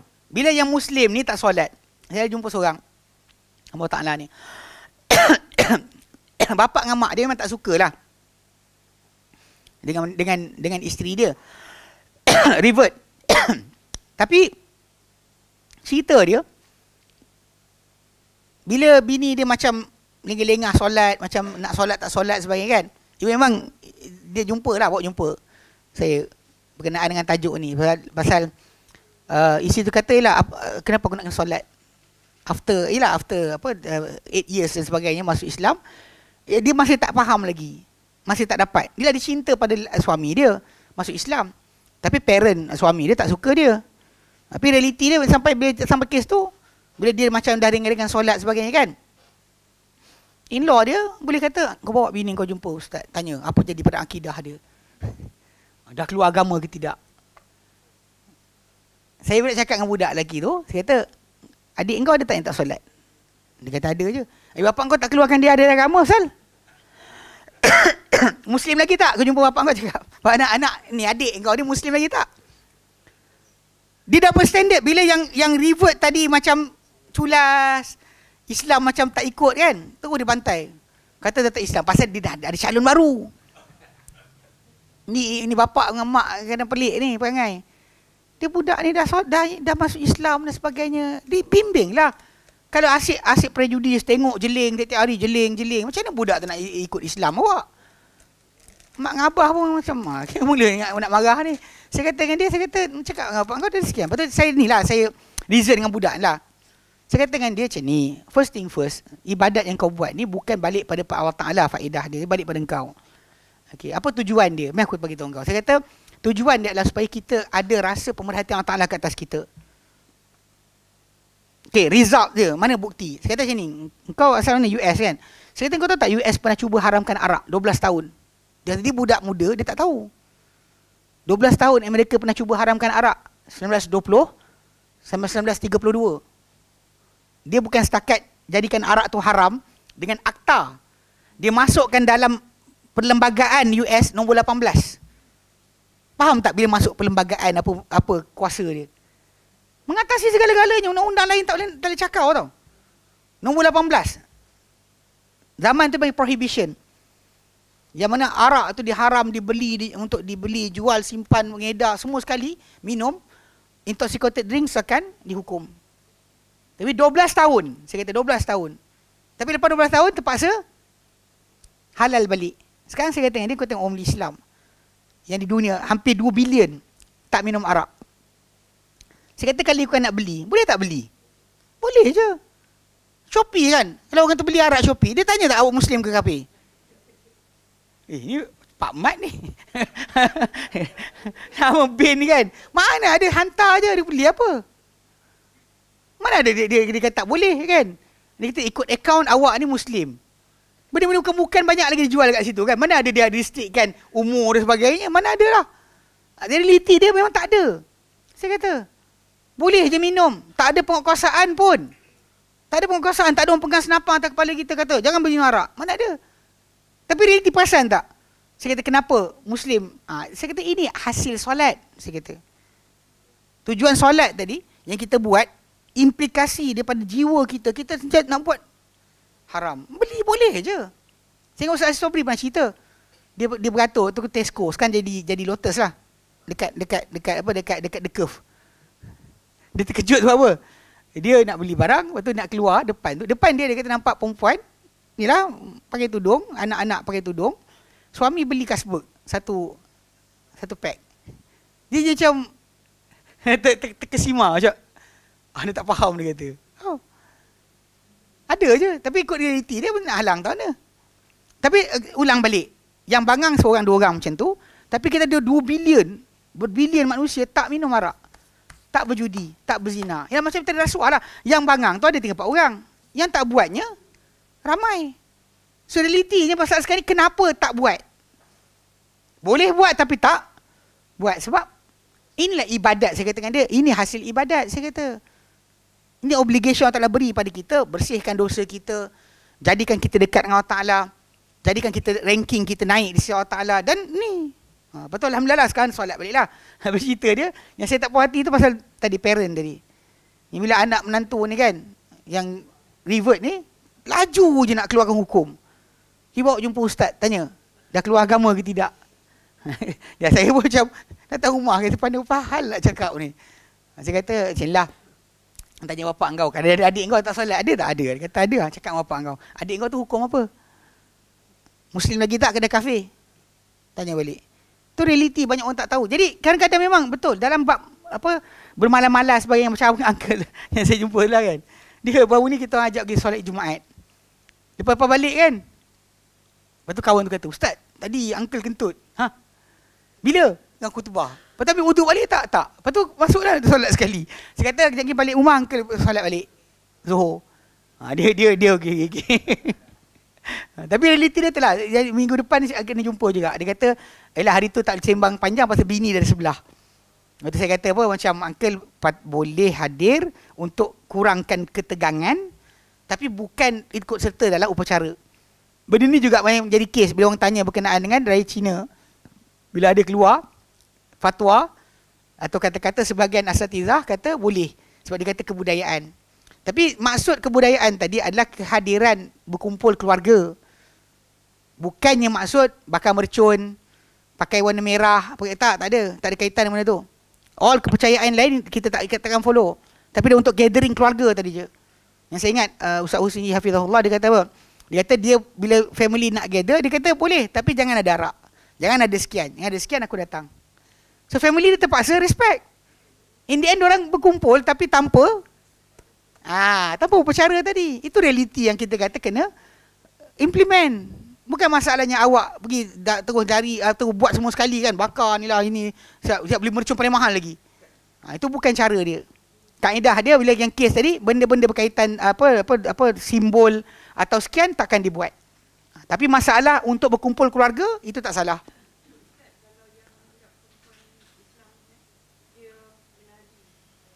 Menari. Okey, kalau saya tanya soalan, akak tahu tak kalau dalam bab silat pun banyak penyembahan dan sebagainya. Taekwondo macam mana pula? Aci. Dia tunduk pada menatap matahari. Kalau yang tadi yang singa tu kita boleh charge. Taekwondo macam mana? Diorang ada ritual kepada matahari. Karate ada.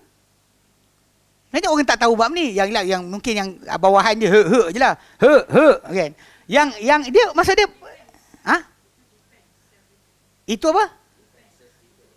Yang ni sama je, tarian serupa je, apa masalah dia? Tajuk dia adalah keterlibatan masalah akidah. Itu tak persoalan kita. Keterlibatan masalah akidah. Aci tak? Kalau kita tegur yang ini, tak tegur yang tu. Ataupun contoh macam dalam silat, bila panggil jin, panglima hitam. Macam mana? Halal ke lagi? Halal tak? Ke tak halal? Ke yang Melayu tak apa? Ni tak apa, silat ni. Mak kilau, walaupun benda sekian-sekian nampak syirik pun, tapi Melayu. Ini Muslim asal.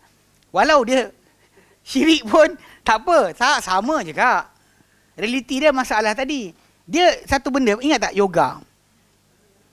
Sebenarnya, senaman yoga tu punya pergerakan, siapa belajar silat, lama dah pakai. Yang lipat kaki lah, apa benda tu kan, tarik badan, apa senaman kucing lah, anak rimau benda kan. Sebenarnya sama dah buat. Tapi beza dia adalah, time guru kita ajar silat, dia tak kata pun, ini ambil dari yoga. Dia tak cakap yang tu. Tapi stretching tu kita buat, kita pakai. Sama sebiji. Cuma beza dia orang yoga dengan dia punya apa chanting tu. Om lah benda tu kan. Dia jadi upacara tu sekali dengan apa penyembahan dewa matahari. Sebenarnya. So kadang-kadang kita kata movement itu tak salah. Soalan sekarang ada kepercayaan tak? Kalau sebelum bakar kena pakai colok. Kalau kita kena tu apa tunduk pada patung kepala. Kau tahu kan? Then haram lah. Kalau kita cakap pergerakan badan sahaja untuk senaman, tajuk tak timbul. Sebab kalau tidak nanti kan kalau nak korek, tengok apa? Scrutinize kita nak korek dan pada silat bersepah lagi. Kesyirikan bukan sikit. Yang tak solat pun ada. Yang cerita kan? Tak solat pun ada. Jangan solat kerana silat. Betul tak solat langsung? Tak nak solat kerana silat tapi last sekali tak solat langsung. Gila apa? Ataupun ayat dia macam ni. 365 hari untuk Allah. 1 hari untuk negara, apa salahnya? Tak solat subuh. Cerita lah kan? Tak ulama cerita tu. Okey. Soalan kuliah masa dia pada ibadat. Awi taghribi zawihim fil Islam. Ataupun kita layan dia baik untuk galakkan keluarga dia yang belum Islam masuk Islam. Dia tengok apa yang kita buat, lama-lama diorang pun rasa, eloklah Islam ni. Kita gunakan duit tadi untuk itu. Au talaban li ma'unatihim. Ataupun kita gunakan duit tadi untuk apa? Bantu mereka. Macam inilah gaji dan sebagainya, kena buang kerja, sebagainya. Okey, gunakan itu. Ataupun kafi adahum, kita sekat gangguan kepada mereka. Gunakan duit tadi untuk buat apa? Bayar bodyguard ke apa benda ke untuk diorang. Apa boleh. Yang pentingnya adalah duit tadi guna untuk orang yang muallaf. Yang dibenarkan. Okay? Baik. Kemudian. Wafir riqab. Macam banyak lagi ya. Iyalah tahu 7, 8. Okey, sikit lagi. Okey. Okey. Habiskan satu. Baik, wafir riqab. Dan dalam tawanan. Okey, riqab ni maksud tawanan tadi jam'u raqabatin. Kata ganda bagi raqabah. Raqabah ni bila disebut dia adalah perhambaan. Dia sebut tengkuk. Raqabah, orang yang dalam perhambaan seolah-olah tengkuk dia tengah kena pegang. Macam kita pegang kucing kan. Bayang kat orang tu. Di kat sini dia macam ada belenggu dan tak membebaskan dia untuk buat keputusan. Wal muradu biha. Dari kedaki dengan riqab ni adalah al-abdul muslimu, hamba yang muslim. Awil amatu, ataupun hamba wanita yang muslimah. Yushtara min mali zakati wa yu'taqu, yang akan dibeli daripada harta zakat lalu dibebaskan. Ni contoh macam kalau sekarang ni tuan-tuan mungkin tak nampak. Macam katakanlah orang tu dekat tawanan Guantanamo. US kata nak bebas boleh tapi bayar. Itu orang tu lah. Pasal balik pada asal, tawanan dalam Islam, hamba dalam Islam adalah tawanan perang. Tawanan peperangan. Maka dia dalam keadaan tadi kan dia tak ada hak mengundi. Tak boleh ke tawanan boleh mengundi? Okey, tawanan tadi tak boleh mengundi tak sekali. Maka dibebaskan dia daripada perhambaan tadi. Maka dia digunakan duit tersebut, duit zakat tadi. Wa ayyakuna mukataban. Dan hendaklah hamba tersebut mukatab. Au ayyakuna, ataupun dia mukatab. Mukatab ni hamba yang tuan dia buat janji. Kalau engkau bayar sekian-sekian banyak, aku bebaskan kau. Fa yu'ta minaz zakati ma yusaddidu bihi nujumu kitabatihi. Lalu diberikan daripada zakat apa yang dia akan tunaikan dengannya masa pembayaran perjanjian yang dibuat dengan tuan dia. Mukatabah dia. Mana apa yang dia janji dengan tuan dia yang untuk bebaskan diri dia. Macam Salman Farisi dibebaskan daripada perhambaan dengan bayaran sekian-sekian banyak tamar ditanam hidup dan kemudian dibayar dengan emas yang Nabi SAW bayarkan bagi pihak dia. Salman Farisi. Tapi kena ingat ni dalam kes perhambaan tadi, walaupun Salman Farisi dia tertawan jadi hamba, cara dia tertawan tadi bukan perang pun.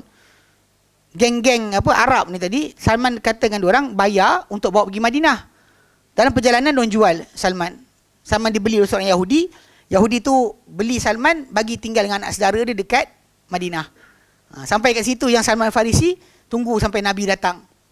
Tapi bila dia dah jumpa Nabi yang masuk Islam, dia masuk Islam awal. Ketika perang Badar tu, dia dah Islam, tapi tak boleh ikut sebab dia masih hamba. Perang Uhud pun dia dah Islam. Dia cuma dapat hadir ketika perang Ahzab, perang Khandaq, yang dia memberi persyarat dengan Nabi macam mana nak buat apa dan sebagainya lah. Cuma Salman Farisi ketika tu yang kena faham, Nabi suruh dia hormat berkenaan perhambaan tadi. Maksudnya Nabi tak suruh cekik tuan dia tengah-tengah malam. Kau naik, kau cekik je. Lepas tu kau lari lah. Tak ada. Tak ada lari suruh jadi macam kuda kintir. Tak ada. Nabi bayar. Lepaskan dia dengan cara legal. Bukan dengan cara yang lain. Dia memang. Perhambaan. Sampai sekarang Islam masih ada perhambaan. Maksud dia, kata kita perang yang bersyarikat hari ni. Semua tawanan yang kita dapat tadi adalah hamba. Kita pulang pada kerajaan untuk buat A, bunuh semua. B, bebas dengan bayaran. B, bebas dengan percuma. Atau D, jadikan dia hamba. Tinggal dalam masyarakat Islam. Dan sebenarnya, hamba yang tinggal dalam masyarakat Islam ni, dia akan berpeluang masuk Islam lebih kuat. Macam kalau kita lihat kan, macam Hasan Al-Basri. Bapa dengan mak dia hamba. Milik Ummu Salamah. Tu dia jadi ulama Islam. Tapi mak bapa dia, hamba tawanan. Atha bin Abi Rabah. Kalau sebut nama seorang-seorang ni, tuan-tuan tengok, dia memang orang yang hamba, punya keturunan. Tapi duduk dalam masyarakat Islam, dia boleh ambil kebaikan Islam tadi jadi Muslim yang baik. Dia anak hamba, keturunan hamba, tapi menjadi ulama Islam rujukan agama. Faham tak? Sebab tu memang duduknya orang bukan Islam dalam masyarakat Islam sendiri sangat penting. Tuan-tuan tengok macam baru ni lah. Ketika mana Qatar buat Piala Dunia. Kan kecoh kan mula tu. Tapi adalah yang ngarut-ngarut Qatar buat nyanyi dan sebagainya, adalah. Tapi pada yang lain.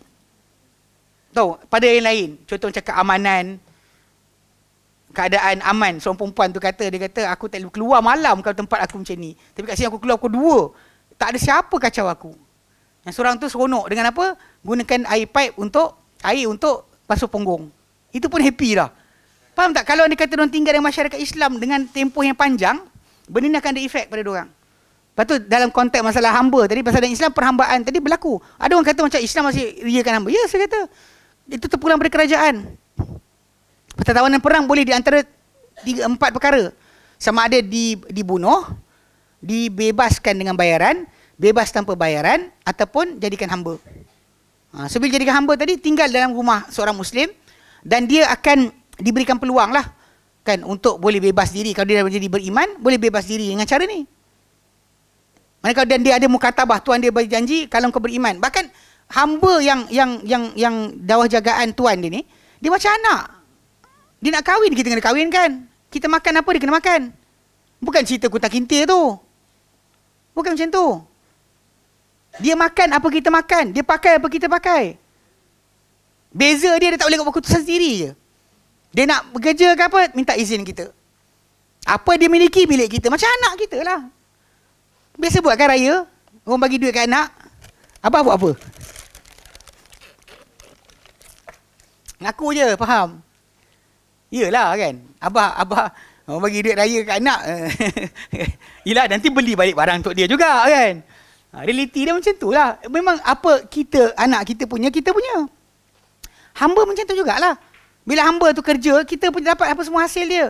Tapi tajuk tadi, kalau kita pukul hamba kita kat muka, dan kena bebas. Kalau dia beriman, kena bebas. Itu kisah yang Muawiyah bin Hakam As-Sulami, yang kes dia lempang hamba dia sebab hamba dia terleka serigala tangkap kambing. Dia marah, dia lempang. Dia cerita kat Nabi, dia kata bawa sini.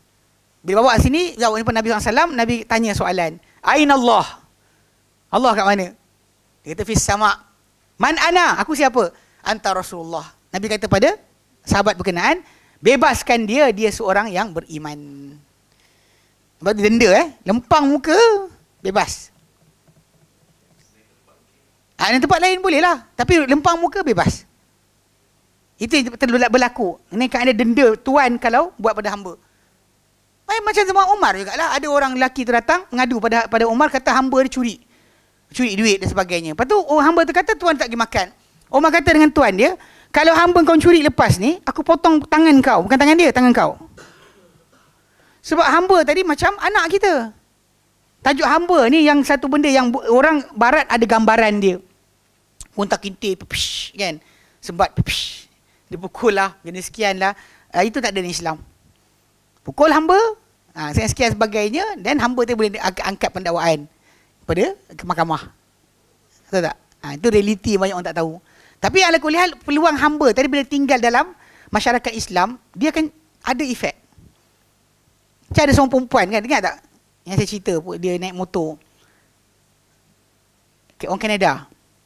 Ada video cari satu perempuan saya tengok nama dia. Dia pergi ke Oman. Duduk dalam masyarakat Islam lah, Oman. Motor dia jatuh, dia tak boleh angkat. Berat sangat kan. Kata penyamaan hak, penyamaan taraf, tapi motor dia jatuh, kau tak angkat sendiri. Okey, jadi dia tak boleh angkat. Tak apalah. Lepas tu dia tunjukkan sambil dia motor dia jatuh, tak tahu nak buat apa, dia pergi tepi jalan, dia tahan kereta. Kereta berhenti, yang ada dia dan orang tu saja. 2 orang lelaki, seorang pak saudara, seorang anak saudara. Dia kata masalah apa? Dia kata ada motor jatuh. Dia orang bawa lah pergi. Cakap orang English pun tak pandai sangat. Lepas tu dia orang pun tegakkan motor, betulkan balik, bagi air, bagi makan, tinggalkan macam tu saja. Dalam masyarakat barat, benda ni tak wujud. Perempuan tu menangis. Serius dia menangis. Dia tak sangka macam tu sekali. Macam dia memang pusing dunia naik motor pun sebab putus cinta. Tak sangka macam tak ada kebaikan dan sebagainya. Tapi bila dia tengok orang tertolong, tak ambil kesempatan sikit pun. Tak raba dia ke, tak ada, serius. Sedangkan kat situ tak ada siapa tengok. Padang pasir luas, tak ada siapa tengok awak. Kalau awak nanya kat perempuan tu, siapa nak tanya? Kalau kata kamera ada kan, dia ampas kamera tu, orang cakap apa? Perempuan tu tak percaya, masuk Islam. Akhirnya masuk Islam. Dia pergi last kali perjalanan terakhir dia dekat Pakistan. Dia masuk Islam. Kadang-kadang percampuran kita dengan orang Muslim ni sepatutnya macam tu. Ini kita ni awal-awal nampak dia kan, Cina, sekian, India, sekian. Apa ni? Kadang saya ada tegur lah budak-budak yang kat rumah perumahan saya tinggal tu, kat Taman Raya. Saya kata apa tau? Korang ni kan, kalaulah orang bukan Islam lambat masuk Islam, koranglah punca dia. Mana taknya dia main bola, dia pergi bentis kawan tu angkat kepala, dia pukul. Budak-budak tu memang sampai last sekali polis kena turun main bola sekali dengan budak-budak. Nak tengok siapa pukul. Pasal aduan sampai dekat balai polis. Kata budak-budak ni pukul student. Dari Cina. Yelah, kadang-kadang betul lah. Diorang perangai ada, mabuk pun ada. Saya faham lah. Tapi kenapa nak buat macam tu? Janganlah macam ketuanan Melayu tu kuat sangat kan. Besok-besok pakai tanjak ngajar. Ayah juga. Allah alam. Realiti dia kena jaga sikit Pak ni. Sebenarnya balik pada asal, bila hamba tu tinggal dalam keluarga Islam, persentage dia masuk Islam sangat kuat. Saya ulang balik, kita ada dalam senarai sejarah Islam, tabi'in tu, dia punya nama tu, kalau kita sebut nama, semuanya keturunan hamba. Semua keturunan hamba. Saya sebut Hasan Al-Basri kan, banyak lagi nama. Yang punca dia, keluarga mereka ditangkap, jadi hamba dalam masyarakat Islam, diorang lahir dalam keluarga tersebut, dan akhirnya jadi seorang Muslim yang baik. Itu realiti sebenar. Yang tu yang kita kena tanya soalan. Apa yang sahabat buat, kita tak buat. Nak kata kita canggih kita lagi. Handphone mahal. Ada laptop, beli. Peti ais ada. TV besar. Kereta laju. So, apa pasal awak tak boleh influence orang bukan Islam masuk Islam? Tanya soalan tu balik. Tu realiti sebenar lah. Kena tiap kali kita macam, aku sekian kan, pendakwah Islam malu sikit lah. Sebab balik pada asal, memang masyarakat para sahabat Nabi dahulu satu generasi yang masuk non-Muslim, keluar jadi Islam. Tengok dia orang punya perangai, macam tadi lah, macam perempuan tadi kan saya sebut tu, memang dia ni dia masuk Islam sebab tu je, bukan sebab lain. Nampak lihat umat Islam tu, dia macam dia kata tak boleh fikir orang ni boleh buat kesempatan macam-macam kat aku, dia kata. Tapi dia tolong aku, dia sekian bagi makan sekian, dia belah. Tinggal macam tu je. Tak ada pun. Kalau tuan-tuan nak tahu, saya sebut tentang keamanan pada masyarakat Islam kita. Tuan-tuan tahu sebenarnya, kalau New York, kan, jenayah yang ada kat sana sangat dahsyat, sangat teruk. Dan memang kita kata macam, bila saya cakap macam ni, bekas duta Malaysia ke Yaman punya isteri, dia cerita betul-betul. Pernah sekali dia drive, kereta rosak tepi jalan, tahu polis buat apa? Ambil dia bawa pergi pada polis. Sebab tinggal dekat situ, kalau polis ada, polis kena tembak. Nak ceritakan punya dahsyat. Sekarang ni zaman apa yang sekarang dia orang pening kepala. Yalah, selama ni dia orang terrorize negara-negara umat Islam, tembak orang kan. Sekarang ni orang tak hantar dalam negara dia orang, kes tembak sangat banyak. Orang tiba-tiba mengamuk, tembak orang. Dia orang takutkan masyarakat luar sebelum ni Allah bagi balik. Tak logik kan? Dia kata Muslim tembak, tak, bukan Islam pun.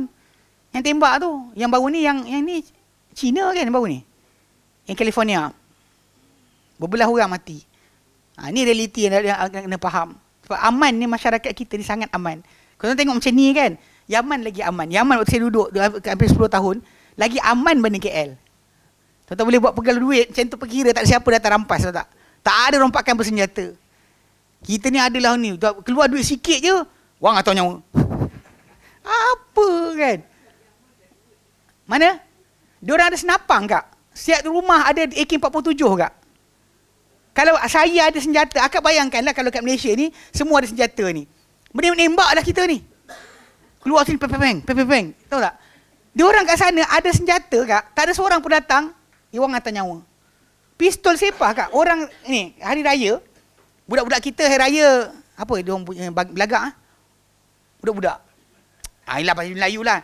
Tahu Yaman, kalau hari raya tu, anak tu datang, hari raya, pistol kiri kanan. Lepas tu peluru gini ha.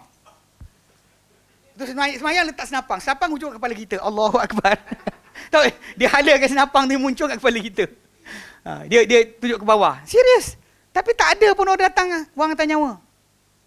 Angkat pistol macam ni saja kat orang, kalau anda kata diketahui, dibuat aduan, kau bilah kena bayar lembu seekor.